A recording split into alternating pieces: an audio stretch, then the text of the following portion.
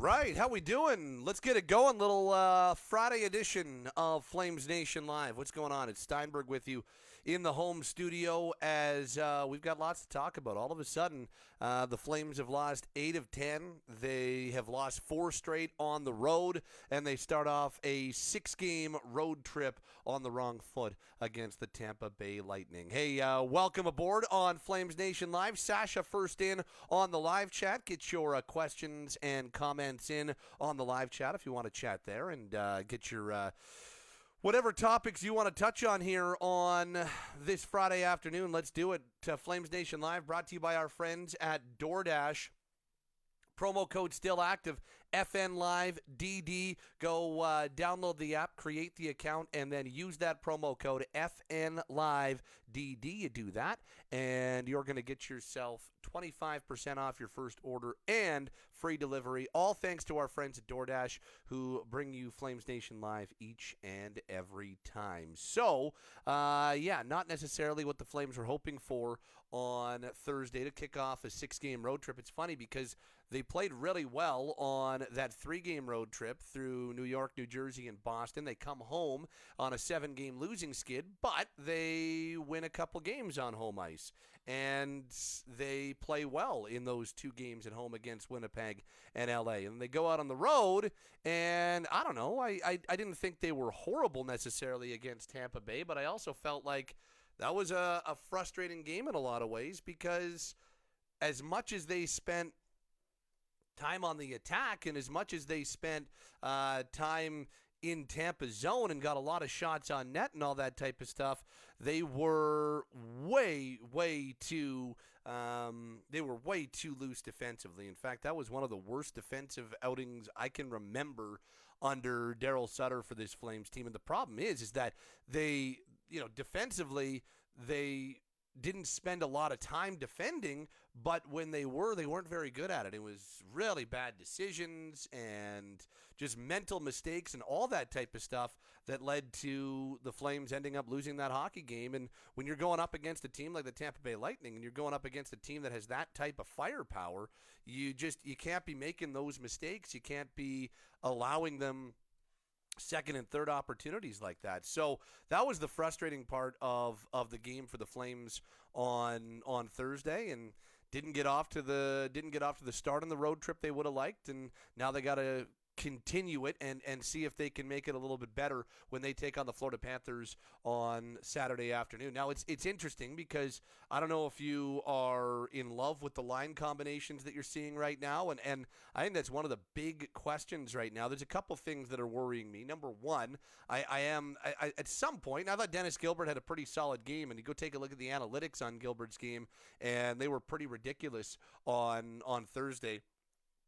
He did not, with him on the ice at 5-on-5, there was not a single shot attempt against from Tampa Bay, and 24. Now, that's good for 100% of the on-ice shot share for the Flames when Dennis Gilbert was out there. And he did not start a single shift in the defensive zone, so it was all offensive zone starts for Gilbert. But if you're going to do that, I think that you're okay with it. So I'd have no problem with him staying in the lineup. I'd have no problem with Gilbert remaining as one of the defensemen. But at some point, they do need to figure out a way to stabilize this defense, and they do need to figure out a way to stabilize their pairings. Now, if Michael Stone, and I've said it a few times on Flames Talk over at Sportsnet 960, if the Flames get Michael Stone back on this trip, and I think there's a decent chance they could get Michael Stone rejoin them on this trip, then all of a sudden things become a whole lot easier when it comes to your pairings, because you go back to Stone and Zadorov, and you go back to Tanev and Weegar, and you're probably in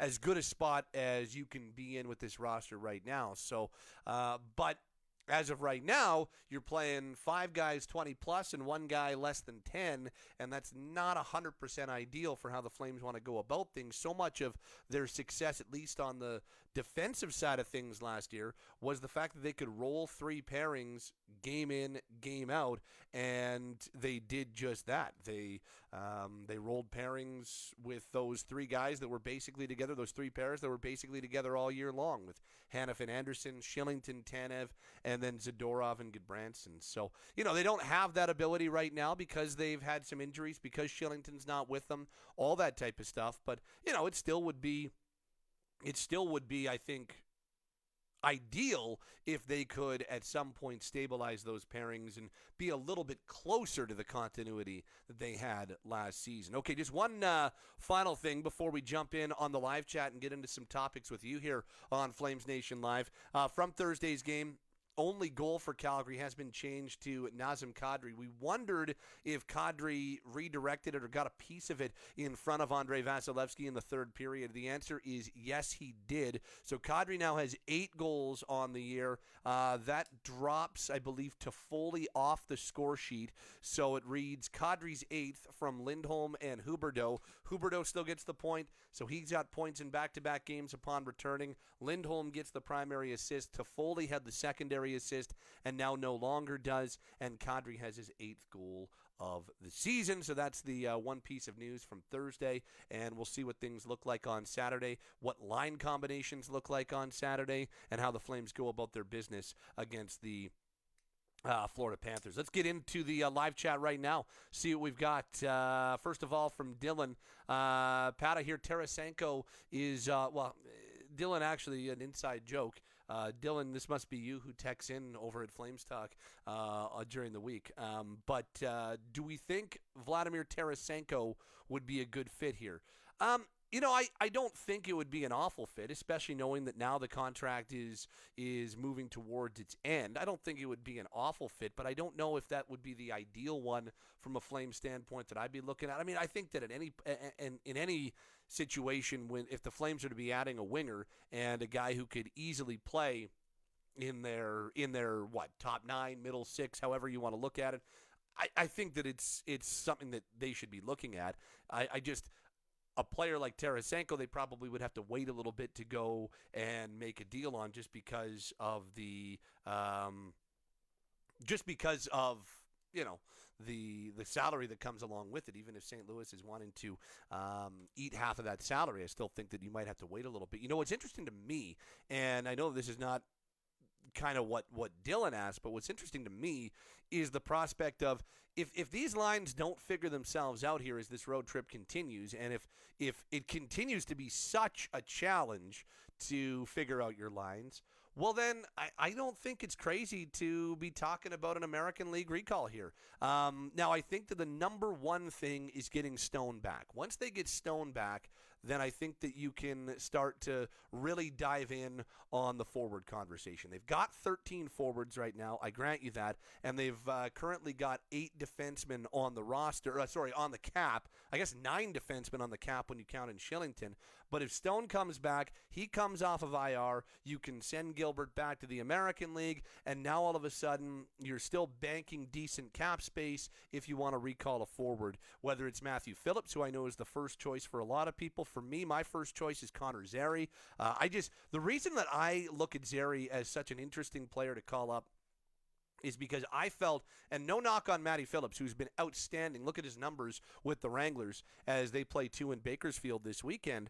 But with Connor, I thought Zary was the best forward in camp that didn't end up making the team. I thought he was the one guy they sent to the Wranglers that had the opportunity to maybe be on the team, and you could have, on merit, said, yeah, had he made the team, that would have been the right choice. Now, I get it, sending him to the Wranglers to start the year, and I get that, you want him to have a full season, and if he's not going to be playing a big role at the NHL level to start the year, start him with the Wranglers. But now that there does seem to be a little bit of spark missing with these forward groups, I would be all over them when the cap situation allows it, and when it's a little bit more feasible to make it happen.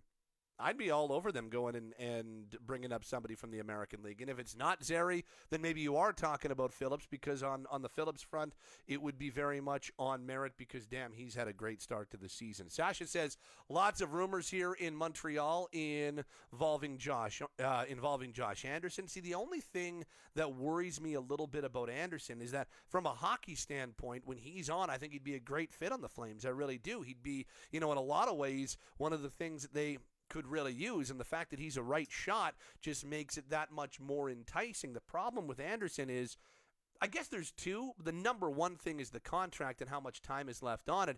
And with Huberdeau's contract and Uyghur's contract coming out of the books for next season, and we're not that far away from both Elias Lindholm and Noah Hannafin needing new contracts, I just worry about taking on that type of term with a guy like Anderson. Hockey-wise, though, I do think that it would be a fit. And if you're in a window for a couple of years, I could see why that would be of interest. It's just, that's the only, I guess the other thing would be that I do worry a little bit about the injuries, just because he has had a little bit of difficulty getting in full seasons in the last number of years. But when he's right, when he's healthy, he's a heck of a hockey player. When he's dialed, he's a heck of a hockey player, and I can understand why Montreal would be looking to move him out as well.